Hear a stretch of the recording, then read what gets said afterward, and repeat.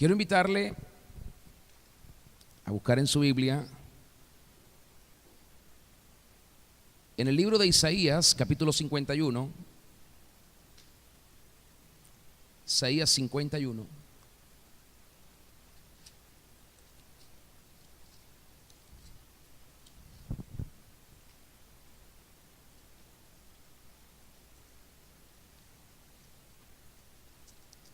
Vamos a leerlo en la Reina Valera en primera instancia. Isaías 51,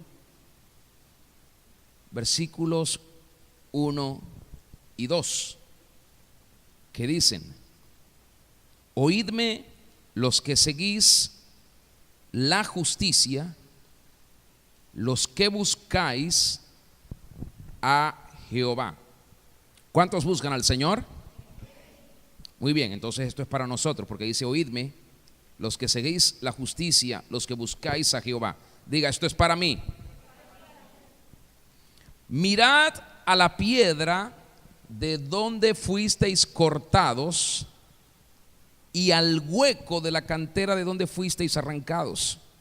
Mirad a Abraham vuestro padre y a Sara que os dio a luz, porque cuando no era más que uno, di conmigo, uno. Cuando no era más que uno solo, lo llamé, lo bendije y lo multipliqué.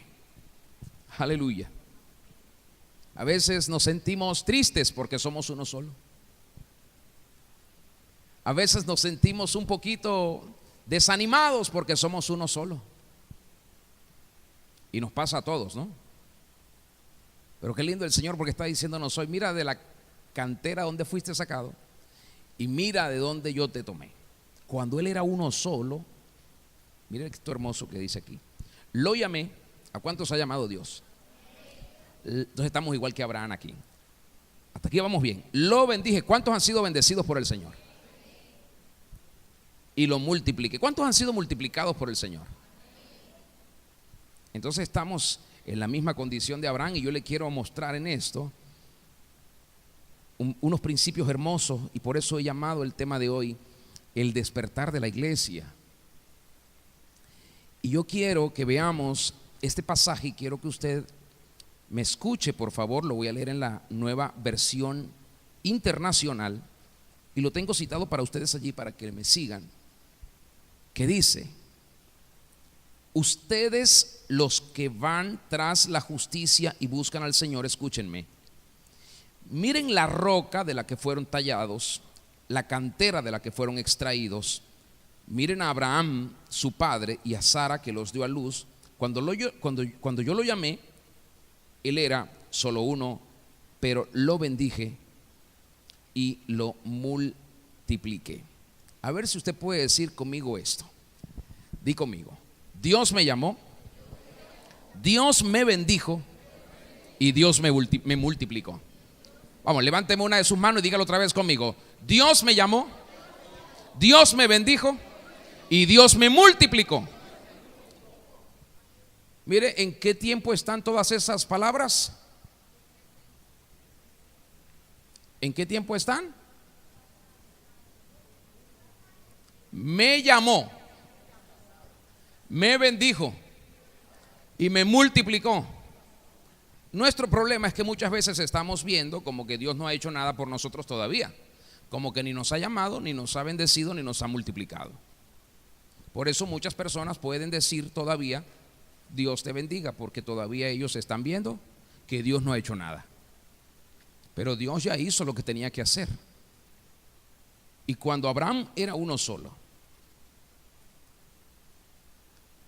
Dios trasladó la bendición de Abraham a través de Cristo a cada uno de nosotros, y nos dio la gracia y el favor de poner en nosotros, y de que ahora nosotros podamos contar con la genética de Abraham. ¿Para qué? Para que obremos en los mismos principios que obró Abraham, y nuestra vida pueda colocarse en la misma dimensión en la que la vida de Abraham fue colocada.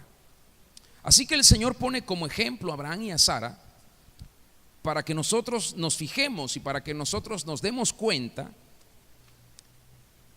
en la manera en cómo Dios los escogió y que por causa de su obediencia y por causa de su confianza en Dios y por causa de su entrega, Dios los bendijo.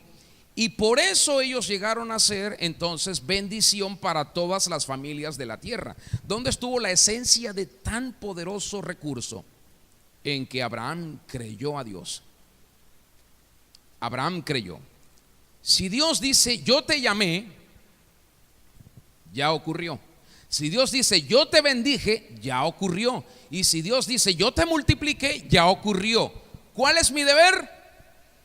Creerlo. Pero es que no lo veo. Es que Dios nos dijo, ¿lo puedes ver? Dios dijo ¿te atreves a creer? Ahora fíjese, debemos estar conscientes, especialmente ahora. ¿Por qué digo esto? Porque estamos viviendo días demasiado difíciles. Desde todo orden y desde todo punto estamos viviendo días muy pero muy complicados. Y se requiere el esfuerzo de la iglesia para mantener los ojos bien abiertos, sin permitir que el letargo y que las presiones de las tinieblas y que las presiones de este mundo y de los sistemas adormezcan nuestros sentidos espirituales. Por eso el apóstol Pablo, cuando escribió, dijo esto allí en la carta a los Romanos, capítulo 13, versículo 12. La noche está avanzada y se acerca el día. Desechemos pues las obras de las tinieblas y vistámonos las armas de la luz. ¿Qué significa esto que está diciendo el apóstol Pablo? La noche es una representación de las obras de las tinieblas. Cuando Pablo dice la noche está avanzada, se está refiriendo a que las obras de las tinieblas están progresando. Y la noche está avanzada, o las tinieblas están avanzando, donde antes de que Jesús venga, escuche lo que digo, donde antes de que el Cristo se manifieste, donde antes que el lucero de la mañana se haga visible, latente, antes que esto ocurra para que todas las cosas se esclarezcan, la pesadez de las tinieblas será mucho más fuerte en esos lugares, en esas personas y en esas situaciones. Por eso Pablo dice, la noche está avanzada. Es decir, que esto se está haciendo cada vez más difícil, donde las tinieblas están imperando o están gobernando.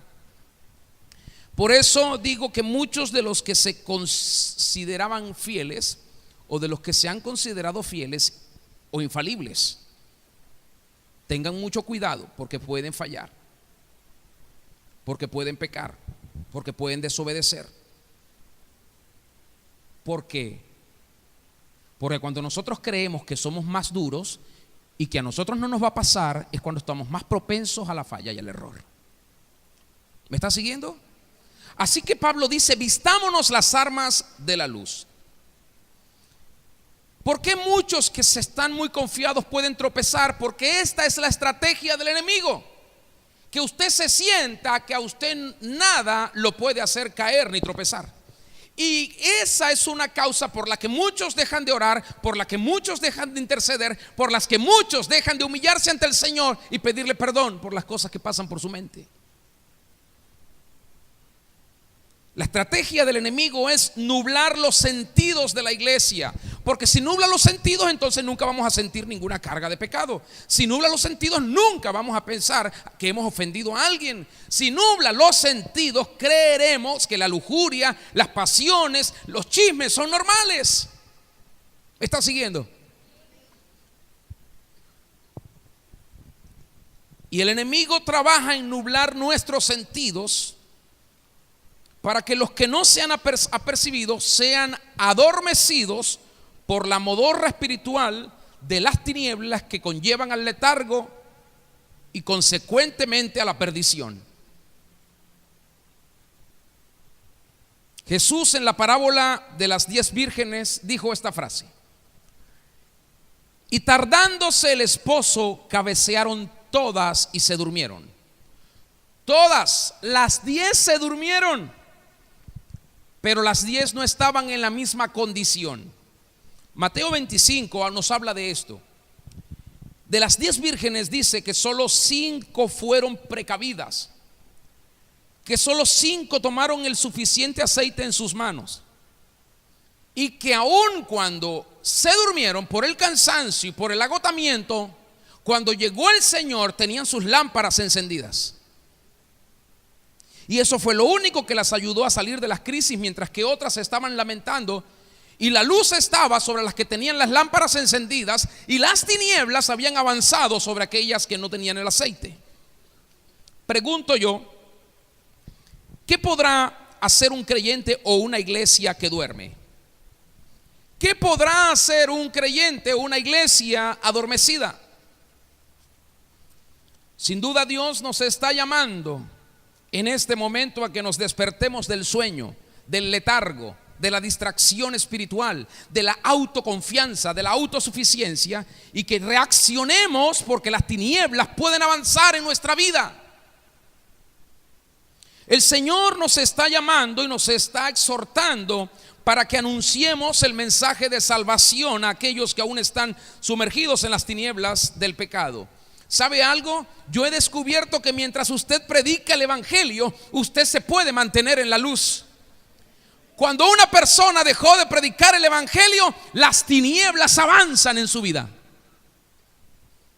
Porque muchas veces la conciencia no le deja predicar el evangelio porque ha cometido errores, porque ha fallado, porque ha estado en tinieblas, en oscuridad, porque ha tenido problemas de conducta, de comportamiento, y tiene mil excusas para no predicar el evangelio.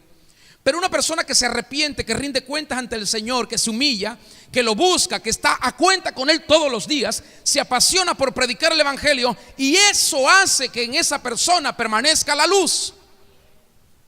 Pero el que no predica hace y permite también que las tinieblas avancen sobre su vida. Por eso es que usted debe tener esto como una señal. ¿A quién le he predicado esta última semana el evangelio de Cristo? ¿A quién? ¿A nadie? Debo tener mucho cuidado porque las tinieblas se están sobreponiendo. Si usted es luz, usted tiene que brillar, y los que están en su entorno tienen que reflejar esa luz que hay en usted. Pero cuando usted no brilla, quiere decir que los demás no pueden escuchar el mensaje del evangelio, que no lo pueden ver y que no lo pueden percibir en usted. Porque el evangelio se predica de muchas formas: por palabras, por obras, por compasión, por amor, por misericordia, por justicia, por humildad. Se predica el evangelio. Y eso es luz. Eso es estar vestido de las armas de la luz. No debemos esperar que sea la misma gente, la gente incrédula, la gente inconversa, que tenga que despertarnos del sueño, porque eso le ha pasado a muchos. La misma gente inconversa los ha tenido que despertar, los ha tenido que llamar. Y usted no conoce a Dios, por favor hábleme de Dios, predíqueme de Dios. Yo quiero llegar al Señor. ¿Cómo hago para llegar?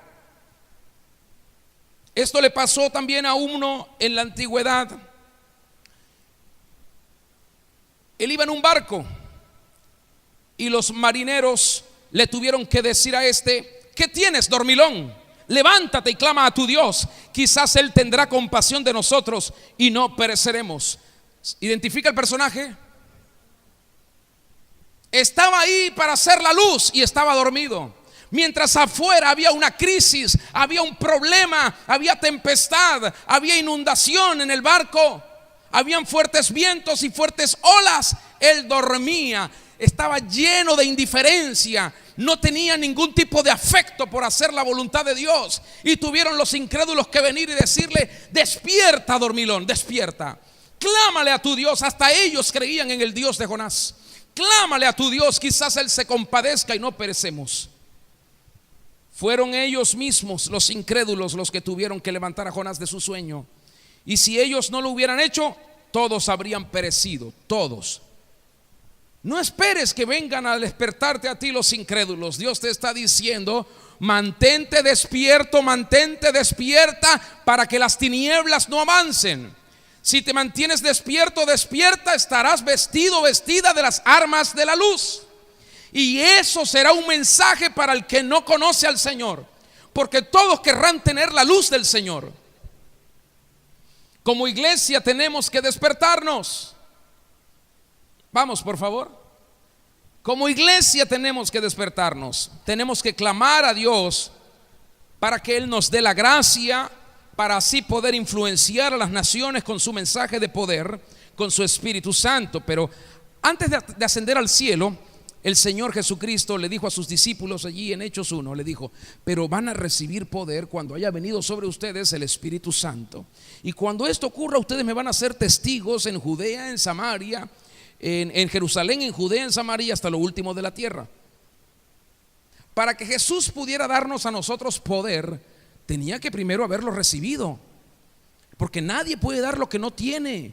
Y en la delegación de esa autoridad y de ese poder, Jesús dijo: yo les doy poder, yo les doy poder. Ahora ustedes pueden brillar de la misma forma que yo brillé.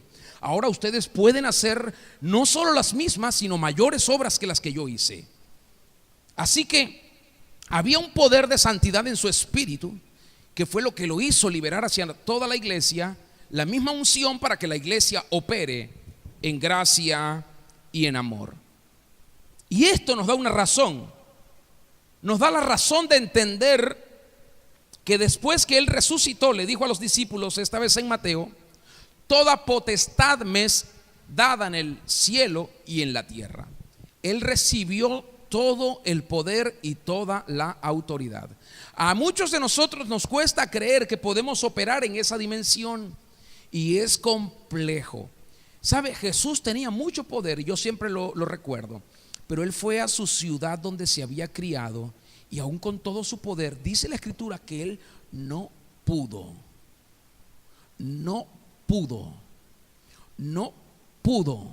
hacer ni un solo milagro, porque la incredulidad en la gente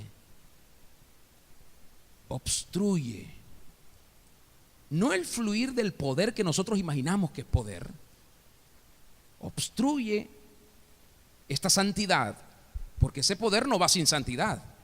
El poder de Dios siempre fluye con santidad, y cuando no hay santidad no fluye el poder. ¿Qué puede contaminar la santidad del Señor? La incredulidad, porque la incredulidad no es del Espíritu Santo, la incredulidad es del diablo. ¿Y por qué el diablo trata de que la gente no crea en el Señor? Porque no hay nada que deshonre más al Señor que la incredulidad. Así que Jesús nos comisionó como embajadores del reino de los cielos. ¿Y sabe algo? Un embajador debe tener muy en claro lo que es el concepto de ser embajador, porque si no lo tiene, cuando vaya a otro país va a meter a su país en conflicto, lo puede llevar a una guerra, le puede hacer perder muy buenas relaciones diplomáticas. Entonces un embajador tiene que saber lo que significa ser embajador. Si usted no sabe lo que significa ser embajador, usted va a meter el reino de Dios en compromisos y en conflictos.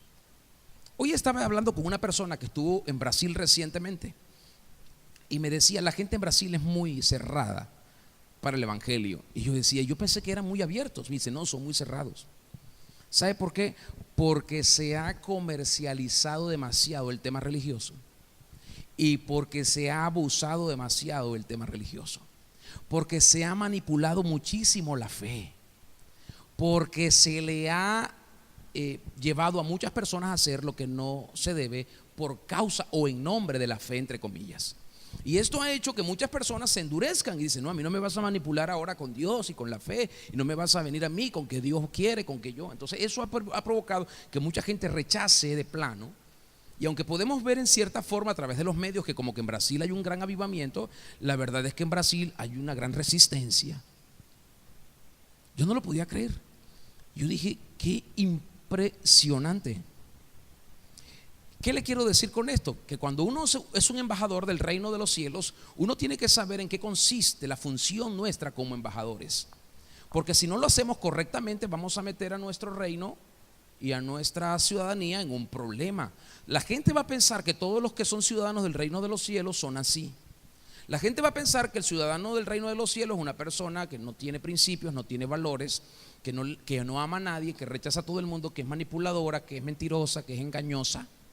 La gente va a pensar que los ciudadanos del reino de los cielos son falsos, que no son verdaderos, que somos personas con una doble personalidad, que podemos ser una cosa aquí y otra cosa afuera. Entonces eso es una mala publicidad para nuestro gobierno. Eso es una mala representación para nuestro país, para nuestra nación, para nuestro rey. Debería a nosotros impulsarnos esto, a siempre estar pendiente de los demás representantes del reino de los cielos y a estar muy agudizados en el discernimiento para exhortarlos, hermanos. Mire, por favor, usted es un representante, un embajador, hermana, del reino de los cielos. No haga eso porque le está haciendo daño a nuestro gobierno, le está haciendo daño a nuestra política, a nuestra diplomacia. Usted le está haciendo daño al gobierno de Dios en la tierra. No haga eso, por favor, porque la gente luego va a creer que Dios quiere tener un problema con todo el mundo. Como hay un cierto país por ahí, ¿verdad que sí? Todo el mundo piensa que como ha tenido guerra por 200 años, dice, no, estos nunca quieren paz, quieren guerra con todo el mundo. Y ahora entonces todo el mundo piensa lo mismo, porque dice, claro, como tienen armas, como tienen todo, como es un país desarrollado, como tiene muchos millones, como tiene una población exagerada, como tiene uno de los ejércitos más grandes del planeta, entonces, pero se le ha hecho una mala publicidad al gobierno. Y por más que los embajadores tratan de crear un ambiente armonioso en la diplomacia, no muchos se comen ese cuento. ¿Me está siguiendo? Entonces a veces nosotros decimos, y estamos con una persona que tiene estos resentimientos, que tiene estos problemas, porque alguien la defraudó, porque alguien le falló, porque alguien le dijo que Dios era y no era Dios, porque le vendió un evangelio barato, porque le vendió un evangelio de ofertas, y esa persona, ese evangelio de oferta no le funcionó, y luego viene y escucha a una persona que le habla como le estoy hablando yo, dice, no me eche esos cuentos, que ya yo he oído mucho de eso, no quiero creer en eso, eso es una falacia, eso no existe, y Dios es así.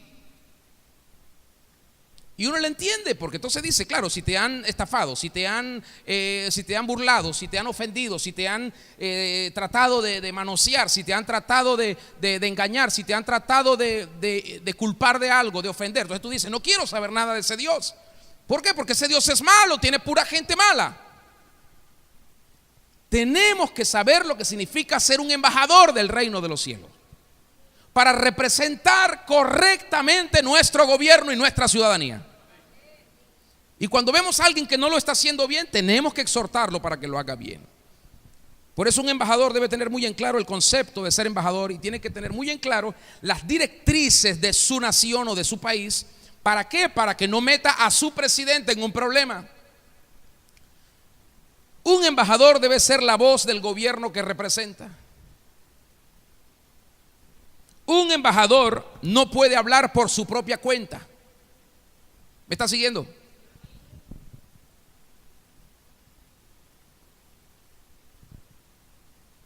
Un embajador tiene que transmitir fielmente, di conmigo, fielmente, el sentir del presidente de su nación. Fielmente. A mí me encanta la diplomacia y siempre leo sobre ella, porque estas son personas que no se toman atribuciones a discreción. Están todo el tiempo,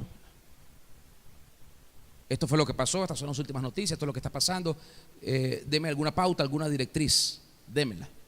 Y el embajador puede decir, no crea usted que en esas representaciones que hay en la ONU, en la OEA, en la UNASUR, en todas esas naciones, en la CELAC, los embajadores están allí tratando de hacer lo que quieren. Ellos están muy bien comunicados, y cuando un embajador comete, como decimos nosotros, una metida de pata, hasta ahí llegó. Porque entonces tiene el gobierno que salir a dar explicaciones y a dar excusas y a justificar todo lo que hizo el embajador, porque lo hizo pésimo. Entonces, ¿qué es lo que buscan los gobiernos? ¿Por qué estos son cargos políticos? ¿Por qué una embajada? ¿Por qué estos puestos son cargos políticos? Porque deben tener una misma ideología, deben tener una misma filosofía, una misma visión. Entonces no puede ser que yo voy a llamar a una persona para que sea embajador, pero resulta que no tiene mi ideología, ni mi filosofía, ni mi visión. ¿Qué va a hacer? No me va a representar bien. Pero una persona que tiene la misma visión, ideología y filosofía, no hace falta explicarle muchas cosas. ¿Por qué? Porque tiene el mismo espíritu, come el mismo plato, habla el mismo lenguaje. ¿Me están siguiendo? Y de esto se trata, que el Señor pueda sentirse en nosotros, en cada uno de nosotros, satisfecho, contento de que tiene gente que tiene sus mismos pensamientos, sus principios, su propósito, su amor, su voluntad, y que maneja todo por su mismo espíritu.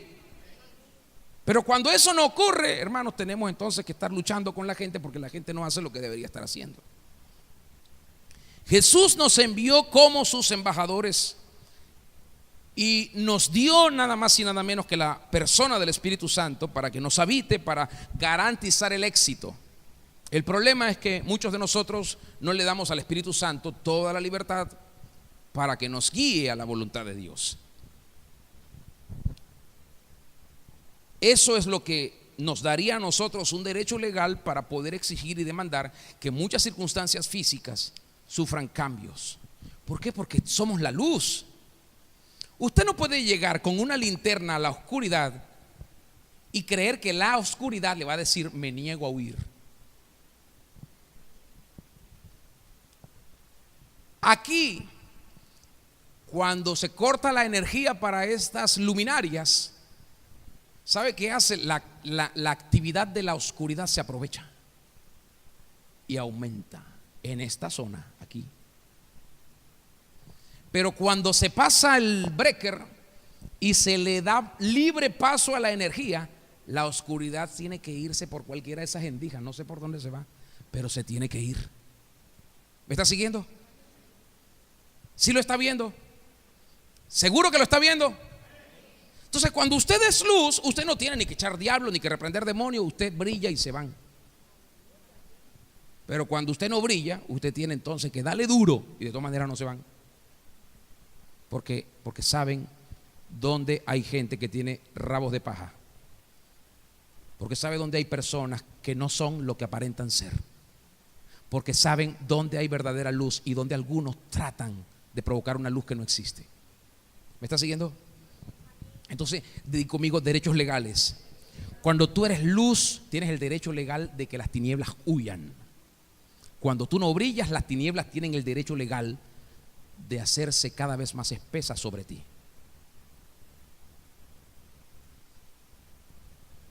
Ponte de pie, por favor. Vamos a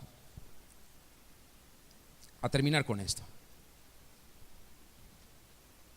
Y quiero que repitas conmigo: si brillo, tengo el derecho legal para representar a mi Dios fielmente sobre la tierra. Si brillo. Di conmigo: solo si brillo. Pero dormidos no le podemos representar. Dilo otra vez: dormidos no lo podemos representar. Dile al que está al lado: es hora de despertar. Vamos, dile: despierta en el nombre de Cristo Jesús. Ayúdeme a predicarle a su vecino. Dile: cuando despiertas, tus sentidos son activados y tu capacidad opera al 100%. ¿Qué hace una persona dormida? Pero cuando se despierta, enseguida la conciencia dice: tienes hambre, o tienes que pararte a trabajar, o tienes que producir dinero, o ve a cobrar el cheque, o ve a ver si te depositaron, o mira, toma y firma ese contrato, o toma este trabajo. Se activan los sentidos. Comienza todo nuestro ser espíritu, alma y cuerpo a ser operativo al 100%. Dilo otra vez conmigo: cuando despierto, mis sentidos son activados y mi capacidad opera al 100%. Eso pasa en el reino de Dios. Cuando nosotros estamos allí con el Espíritu Santo y estamos activos y despiertos, su luz opera y todo lo que hacemos nosotros tiene un resultado extraordinario para Él. Para Él. ¿Leyeron el mensaje que les mandé? ¿Lo recuerdan? El mensaje de texto que les envié cuando ayer. Sí, creo que ayer en la tarde les dije, a ver si recuerdo. Todo trabajo, ¿cómo dice?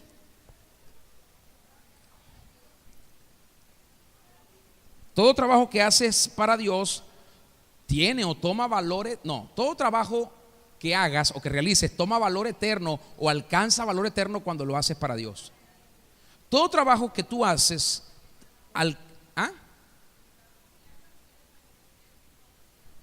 el trabajo diario adquiere valor eterno cuando se hace para Dios. Si tú entiendes lo que es eso, y la cita es que Colosenses 3:17.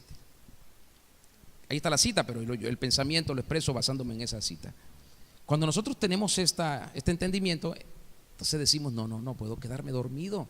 Tengo que entender que aún pararme, ir a estudiar, ir a trabajar, ir a hacer algo, todo eso tiene que ser para el Señor.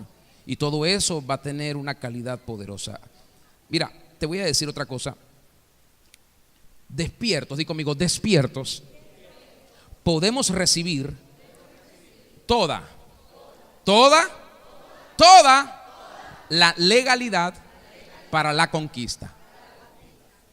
Digo conmigo, despiertos. Ahora, el diablo, di conmigo, el diablo no le teme a gente dormida. La gente que está roncando. Es más, el diablo trata de poner siempre algún tipo de confort, de camitas, de aire acondicionado, de comodidad para que la gente siga durmiendo.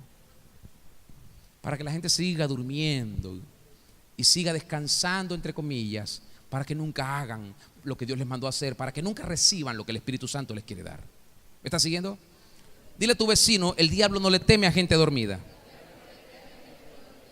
Vamos, di conmigo, la gente despierta provoca grandes cambios en su entorno, en su familia, en la iglesia, en la ciudad, en el país. Y finalmente di conmigo, el rey no viene por gente dormida. El rey viene por gente despierta, que lo esté esperando. Así que los dormidos perderán la oportunidad de estar con Jesucristo por toda la eternidad. Vamos, dile con cariño al que está a tu lado, no te quedes dormido. Aleluya. Señor Jesucristo, te damos gracias. Y te quiero pedir en esta hora que si hay alguno dormido o dormida entre nosotros, más allá de su conciencia, una persona que no tiene conciencia, que está dormida, que está en un letargo espiritual, que está en una modorra espiritual, que está allí con los sentidos anulados porque está en la inconsciencia de la realidad de las cosas espirituales. Te pido en el nombre de Jesús, por amor de tu nombre, que así como mandaste a los incrédulos a despertar a Jonás, esta vez te pido que envíes por favor a tu dulce espíritu a despertar a cualquier persona que está dormida, que está, Señor, en esta inconsciencia espiritual y que está permitiendo que las tinieblas avancen y avancen en su vida, y que está permitiéndose, Señor, entrar en esa indiferencia, en esa desensibilidad hacia ti, hacia tu reino, hacia tu amor, hacia tu palabra. Te pedimos en el nombre de Cristo que provoques cada día una mayor vitalidad en la iglesia, un mayor despertamiento en la iglesia.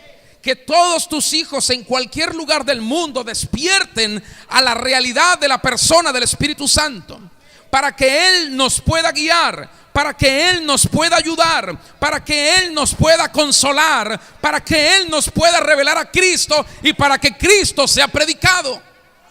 En el nombre de Jesús, atrae a aquellos que están dormidos a tu reino de luz, para que despierten, Señor, en el nombre de Jesucristo. Te pedimos que cada semana podamos ver el despertar de muchos que están en condenación en estos momentos. Que cada semana podamos ver la liberación y la salvación de muchos y muchas que están presos, cautivos en las tinieblas. En el nombre de Cristo Jesús te suplico que nos hagas brillar aún más donde quiera que vayamos y donde quiera que estemos. Que podamos brillar aún más, más y más. Que las tinieblas huyan por nuestro reflejo, el reflejo de tu luz. Padre, te damos gracias. Recibe por siempre toda la gloria y toda la